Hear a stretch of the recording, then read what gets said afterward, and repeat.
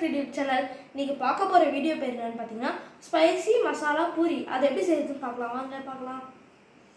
அதுக்கு தேவையான பொருட்கள் கோதுமை மாவு, கொத்தமல்லி, கரம் மசாலா பொடி, வேக வைத்து கிரேட் பண்ண மரவள்ளிக்கிழங்கு, உருளைக்கிழங்கு, பூரி நல்லா கிறிஸ்பி ஆகிறதுக்கு ரவை, உப்பு, பெருங்காயம், மஞ்சப்பொடி, கொஞ்சம் மிளகாய்த்தூள், ஜீரகம், சிறிதளவு எண்ணெய். இப்போ தண்ணி ஊற்றி நல்லா பிசைஞ்சுக்கணும். இந்த மாதிரி பூரி திரட்டி எடுத்துக்கோங்க. எண்ணெய் காஞ்சதும் எண்ணெயில் போட்டு எடுக்க வேண்டியது தான்.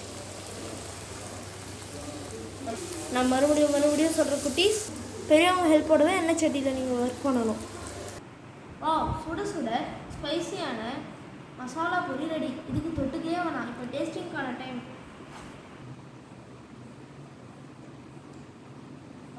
மம்மி செம்ம டேஸ்ட்டாக இருக்குங்க. இது உங்கள் பசங்களுக்கு செஞ்சு கொடுங்க, அவங்க விரும்பி சாப்பிடுவாங்க. இதுக்கு தொட்டுக்கே வேணாம், அப்படியே சாப்பிடலாம். தேங்க்ஸ் ஃபார் வாட்சிங். Subscribe my channel.